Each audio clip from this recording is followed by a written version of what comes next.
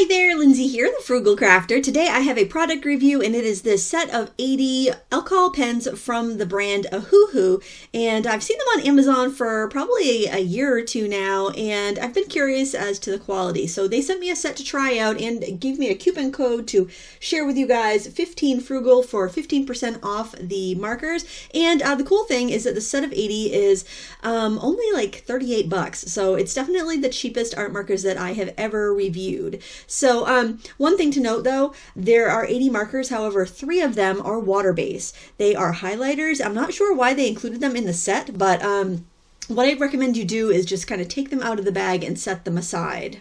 You can either put them with your office supplies, school supplies, or with your water-based markers if you don't think you'll confuse them with your other alcohol pens, because if you try to mix them with your alcohol markers, they're going to pill the paper and just not blend. They don't see each other. They don't work with each other. And you can see on the back side of my swatch there, the alcohol pen, the water-based pens did not bleed through where the alcohol pens did. So there's another quick way you can tell whether you have alcohol pens or water-based markers. Also, alcohol pens will have a very faint alcohol smell to them, whereas water-based pens should have no odor. These did not have a strong odor, which was nice because I know some people are bothered by smells, and I thought the color range was really nice. They could have used a little bit more mid-range purples and mid-range neutrals, or kind of like light to mid-range neutrals for skin blending, but all in all, I think it's a really good variety of colors here. I also like the bag the markers came in because they are not partitioned and you can fit a lot of markers in a small space. So this is the marker. They all have a very similar body to a Copic marker. On one end though, you have a bullet tip that's very much like the Prismacolor and Pro marker bullet tips, and on the other end you have a chisel tip that's very similar to the Copic or the Pro marker chisel tip, kind of a thinner one. I find the quality of the markers, nibs, and ink to be very good quality. However, there was one marker in the bag that the lid had popped off on. It's this one up here, number 174 green. And when I originally took it out of the bag and started sketching with it, it was just really scratchy and I couldn't even see what the color was supposed to be. And so what I ended up doing was pulling the chisel end out of the marker, just with my fingers. You can just pull it out there. And then I added probably about 5 or 6 drops of denatured alcohol, and you can get that at any hardware store. It's a little bit stronger than like your rubbing alcohol, and I just applied that the alcohol in with a little pipette because it's got a small enough tip that I can put it right in the neck of that brush.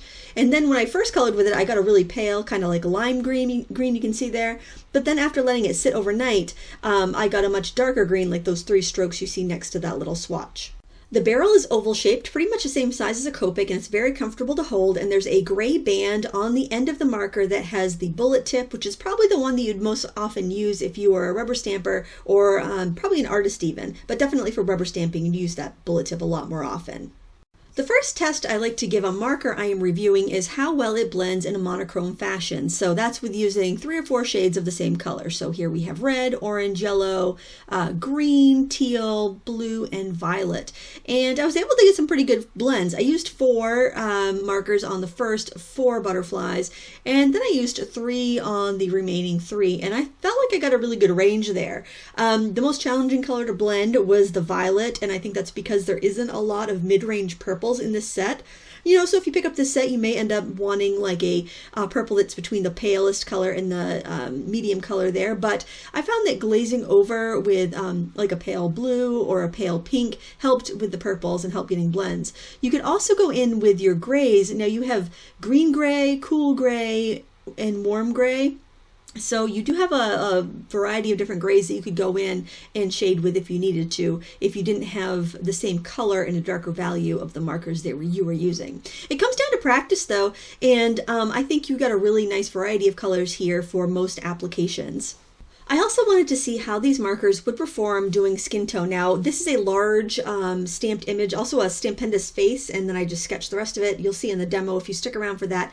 But I did find a little bit of a challenge because I was doing a very light skin tone. There is a huge jump between my darkest pale skin tone and my next shadow color. So that when I was pointing to there, it's kind of too dark of a brown to be able to shade those paler skin tones with. So if you do like to color a lot of pale skin tone, you will probably want to have another marker in between those colors that you get in the set.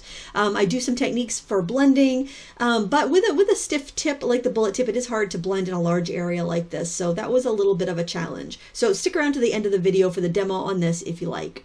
I also decided to color some leaves for fall because it's fall out and these are fun embellishments for cards. And I did both a sloppy coloring because I knew I was going to die cut it, and actually a sloppy coloring works better if you're going to die cut, because if your cut die isn't lined out perfectly, you're not going to see any white edges like I did on the maple leaf there that I actually colored out carefully. So keep that tip in mind whenever you're using alcohol pens. I'm going to show you demos on a more monochrome oak leaf as well as the colorful maple leaf too coming up. But we're going to start right now with the oak leaf.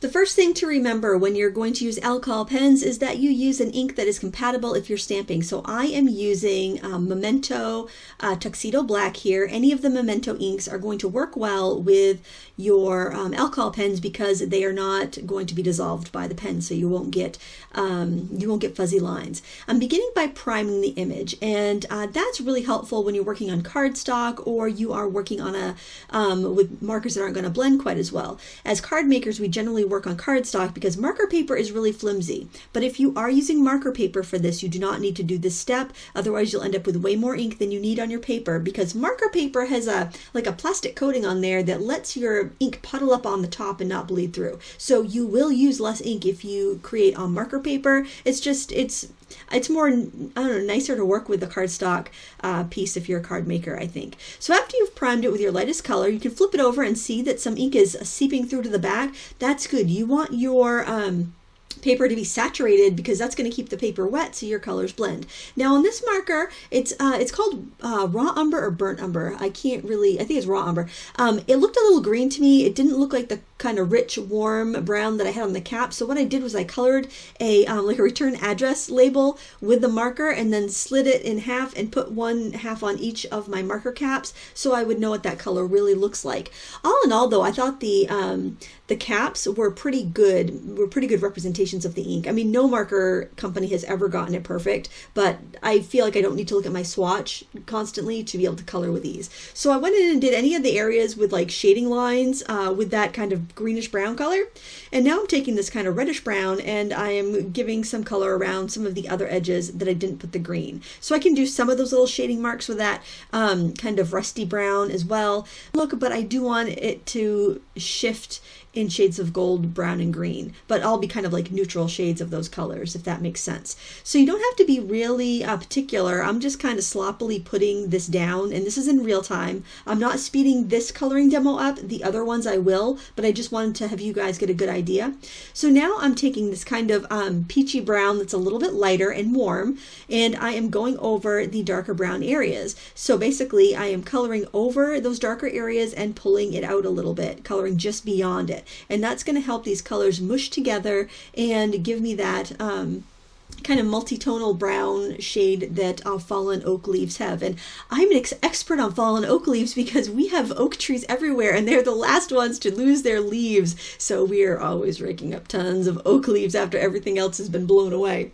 Now I'm going in with a nice lighter yellow-green color, and I am using the bullet end again, and we can tell because it's got that gray collar on that end, and I think this is a really pretty color. I'm just pulling out some of that greenish brown, and I can even go over and into some of that reddish color if I want, because the greenish and the reddish will just make another shade of brownish. So it's all good. It's pretty easy. You can't mess this up. And you don't need to be neat. You can be totally sloppy with this if you're going to cut it out closely by hand or with a die, if your die is a close cutting die like these Stampendous ones are. And the final step of this, honestly, is just to go over it with the, with your yellow color. I did have this extra golden color here. It's almost like an olivey, yellowy green, and I did decide I wanted to put that in. I don't think I had it in the first one, but I realized it's a really pretty color and it goes well with this leaf, so I did decide to throw that in before doing a final glaze with that that bright kind of harvest goldy looking color. That's not the name of it, but that's what it reminds me of. My house had harvest gold appliances in it when we first bought it.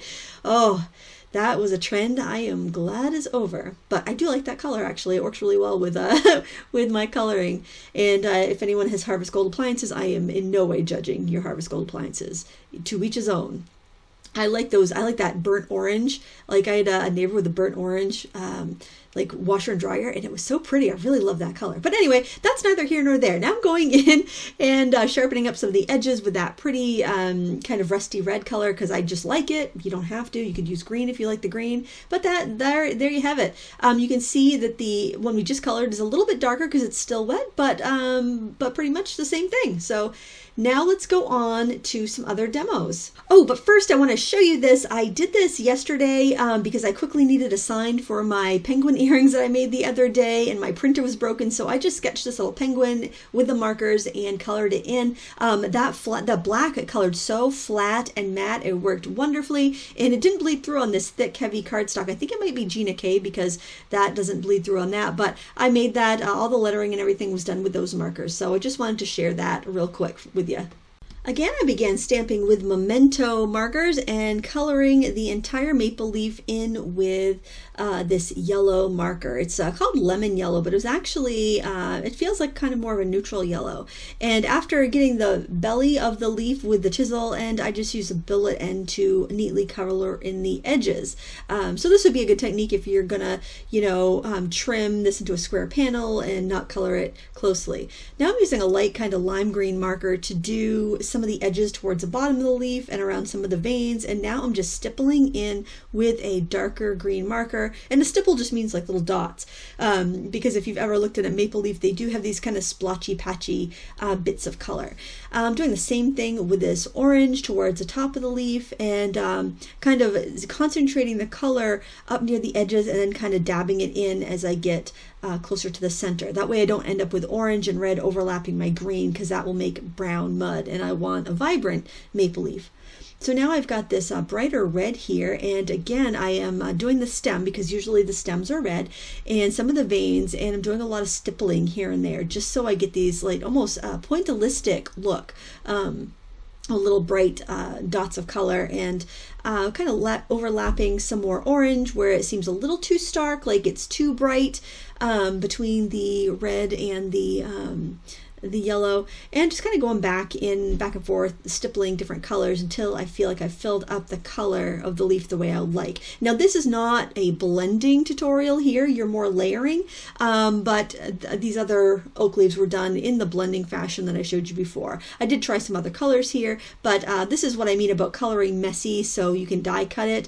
There's no point in keeping those edges clean and spending all the extra time if all you're going to do is die cut it when you're done. So I'm going to skip over that oak leaf because I already showed you that in the first demo, and I'm just going to show you this leaf here. I'm not exactly sure what kind it is, but again, sloppily we're going to go over the entire thing with gold, and then go around the edges with a dark green, then overlap them with a medium green, and then again with a lighter green, and you can see how you can pull in a very gentle blend, and then you go back over with that first color. So you can do the exact same thing with all the other leaves, and if you work quickly, you can actually do all the steps at once.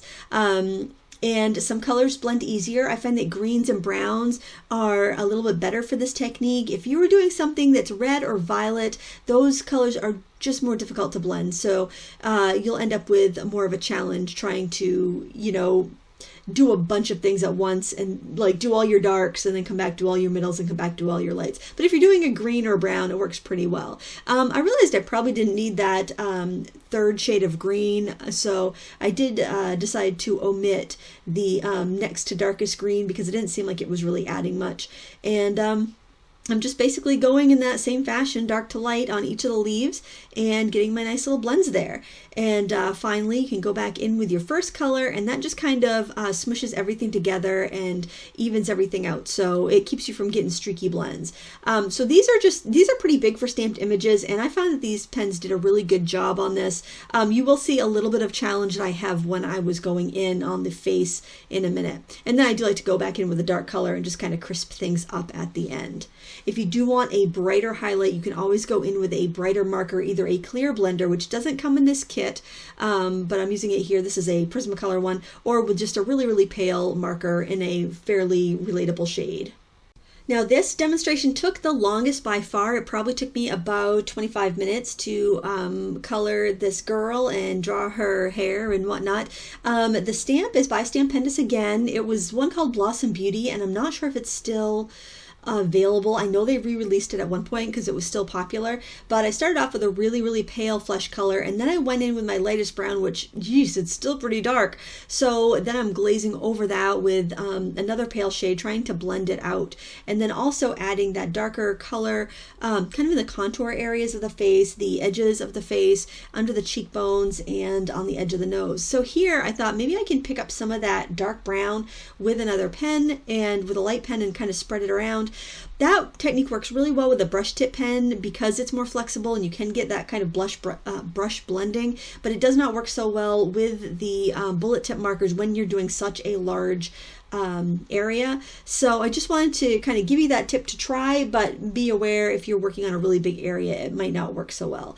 So basically I'm just kind of layering colors, and there's definitely some spots in this demonstration where I'm like, ooh, I went a little too far. This was better a step ago. So just kind of keep that in mind while you're watching it. You may realize that, oh, that went way too far, but if I stopped at this point, I can get something valuable out of it. I'm by no means saying this is a fantastic coloring tutorial here. This is just me playing with these markers for the first time. So I just want to put that out there. Like, I was getting a little too pink in the cheeks there, making the cheeks way too round. So here I decided to glaze over the face with this peach color because it would help unify everything and hopefully kind of give it more of a realistic look. And also I went down onto the shoulders area because I don't want to have, you know, the skin on the face and the shoulders to be different colors. And I did use my clear blender, my Prismacolor blender, just to kind of highlight areas, because what a clear blender does, it almost acts like an eraser or like a highlighter. It brightens up an area because it pushes the pigment off the area you're coloring. I felt like there were a lot of colors for like lips and eyes though, because there are such a lovely range of reds, pinks, blues, greens, and browns. So, you know, the only thing I felt that was lacking was those really light colors. Now, I thought I was going to give her some really light blonde hair, but I realized that didn't look very well. So then I decided to go in with that shadow color that I had used. I think that's what it was anyway. And to give her a little bit more of a gingery colored hair and also kind of a blunter haircut there. So I thought that would look nice and full and pretty. And I wanted to give her a top there so she wouldn't be indecent.